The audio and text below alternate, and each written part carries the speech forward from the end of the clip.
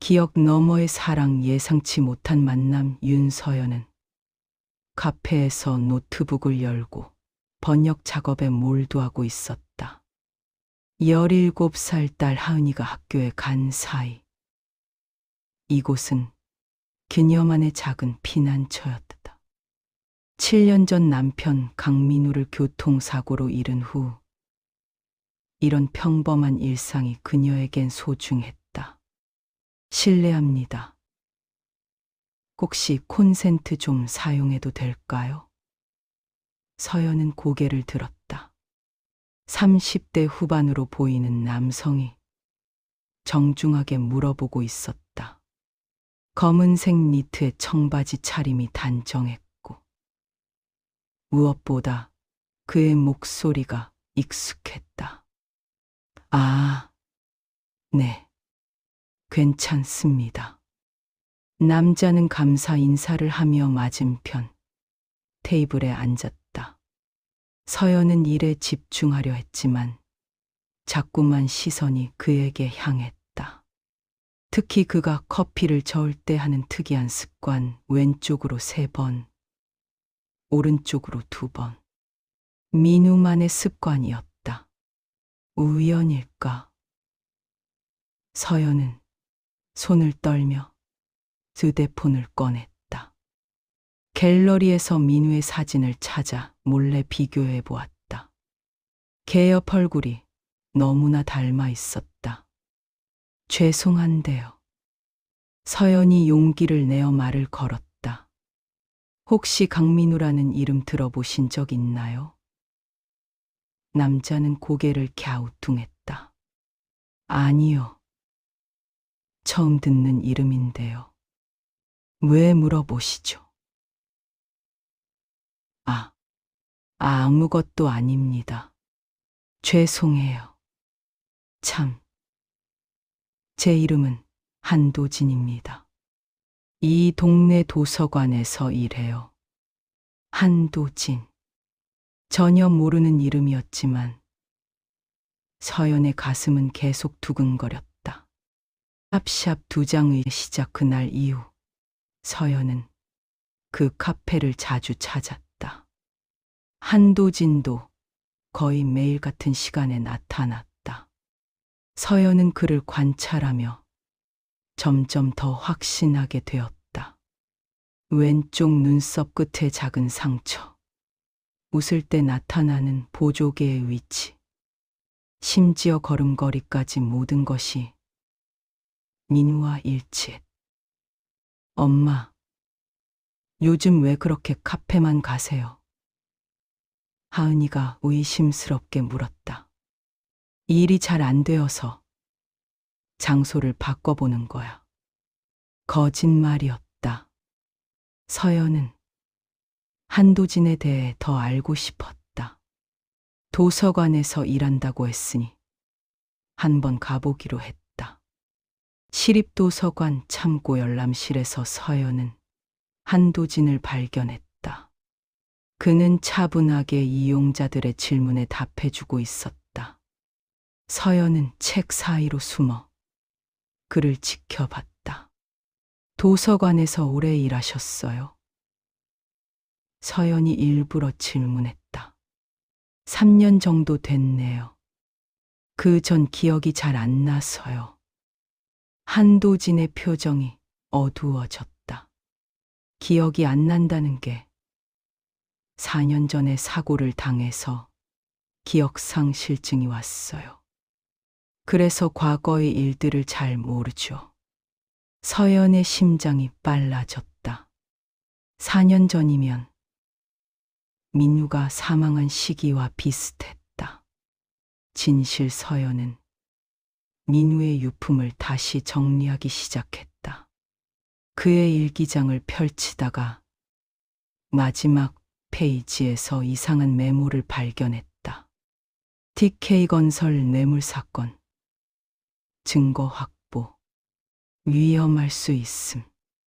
서연아, 내게 무슨 일이 생기면 이 USB를 경찰에. 글씨는 거기서 끝났다. 민우는 건축 설계사였는데 왜 뇌물 사건을 조사하고 있었을까? 서연은 민우의 컴퓨터를 뒤져보았다. 숨긴 폴더에서 TK건설 관련 서류들을 발견했다. 안전기준 위반, 자재 부실 사용, 그리고 정치인들과의 유착 관계까지. 민우는 이 모든 것을 파헤치고 있었던 것 같았다. 하은아, 아빠가 돌아가시기 전에 뭔가 걱정하는 모습을 본 적이 있니? 응. 전화 통화를 자주 하셨어요. 목소리가 심각했던 것 같아요. 그리고 며칠 밤은 잠도 안 주무셨고요. 서연은 확신했다. 민우의 죽음은 단순한 교통사고가 아니었다. 내장 접근. 서연은 한도진에게 직접적으로 접근하기로 했다. 도서관이 문을 닫는 시간에 맞춰 그를 기다렸다. 혹시 시간 있으시면 커피 한 잔 어떠세요? 한도진은 잠시 머뭇거리다가 고개를 끄덕였다.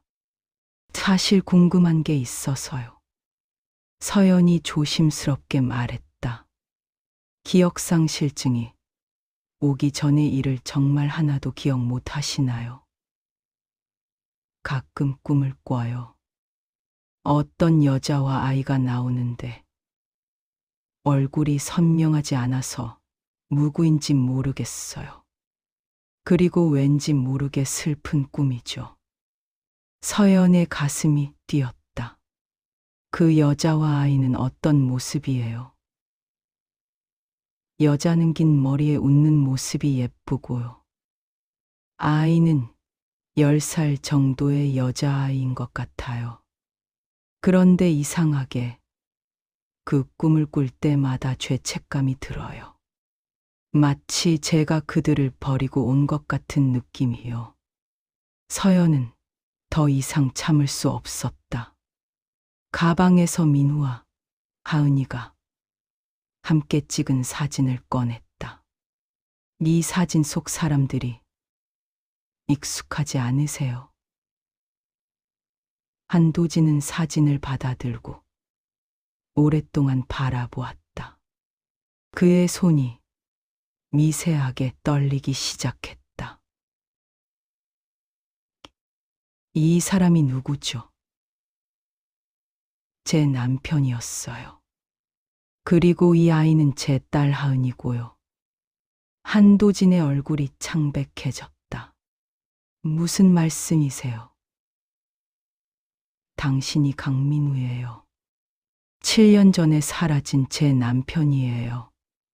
5장 기억의 조각들. 한도진은 서연의 말을 믿지 못하겠다는 표정이었다. 하지만 서연은 포기하지 않았다.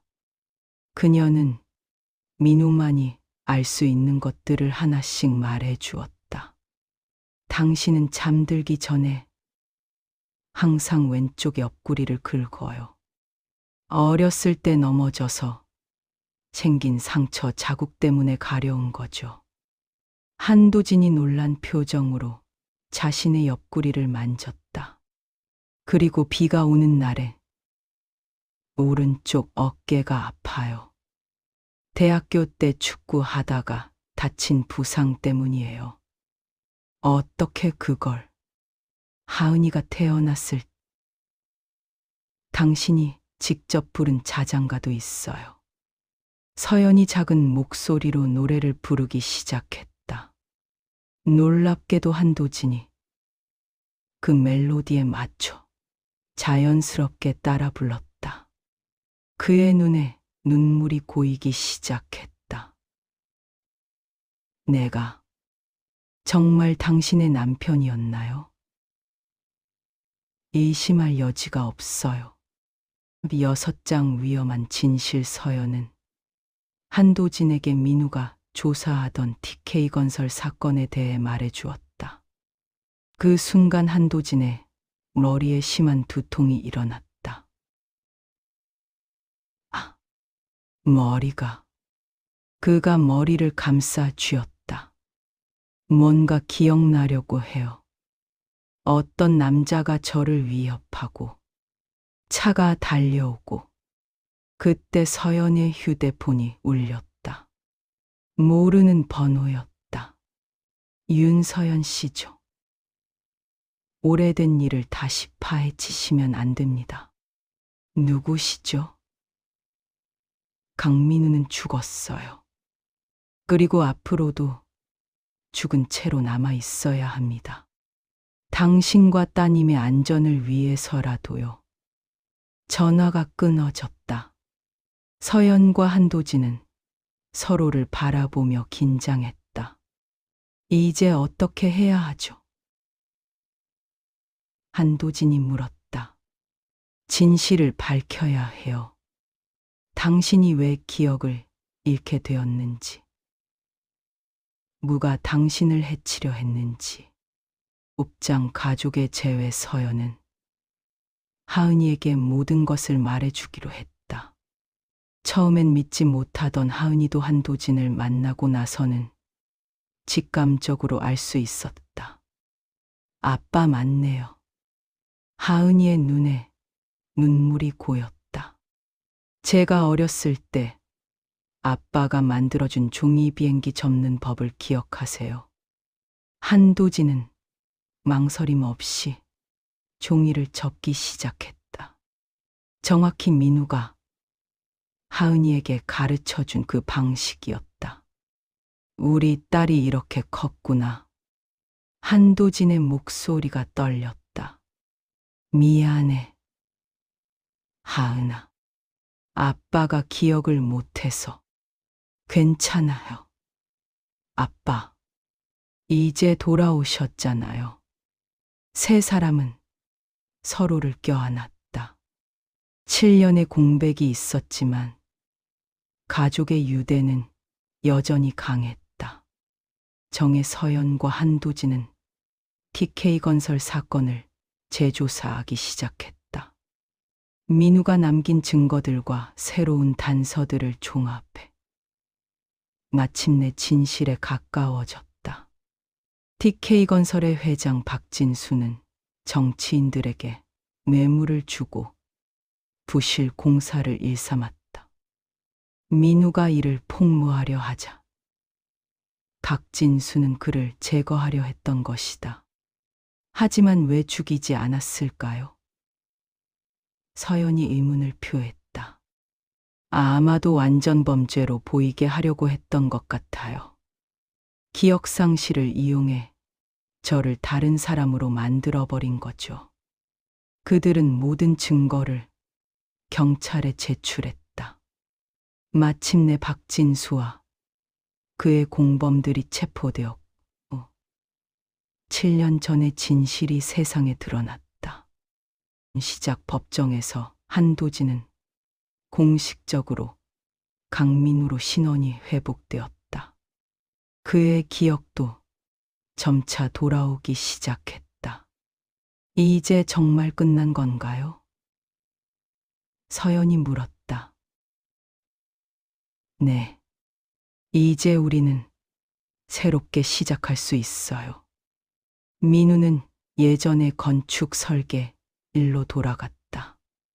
하지만 이번엔 더 신중하고 정의로운 일들만 맡기로 했다. 그의 경험은 그를 더 현명한 사람으로 만들어 주었다. 하은이는 아버지를 되찾은 기쁨에 빠져 있었다. 7년의 공백이 있었지만 사랑하는 마음만은 변하지 않았다. 엄마, 이제 정말 행복해요. 하은이가 말했다. 그래. 우리 이제 완전한 가족이 됐어. 창밖으로 눈이 내리기 시작했다. 하지만 이번엔 추위가 아닌 새로운 시작의 설렘으로 다가왔다. 사랑 5년 후 강민우와 윤서연은 작은 카페를 운영하고 있었다. 그들이 처음 다시 만났던 그 카페를 인수한 것이다. 하은이는 대학생이 되어 건축학을 전공하고 있었다. 아버지의 뒤를 잇겠다는 꿈을 키우고 있었다. 가끔 생각해요. 서연이 민우에게 말했다. 만약 그날 당신을 못 만났다면 어떻게 됐을까요? 하지만 만났잖아요. 그게 중요한 거죠. 민우는 서연의 손을 꼭 잡았다. 사랑은 시간도, 기억도 뛰어넘을 수 있다는 걸 우리가 증명했어요.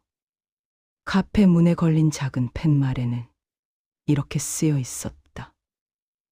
기억 너머의 사랑, 진정한 사랑은 영원합니다. 그들의 사랑 이야기는 많은 사람들에게 희망을 주었다.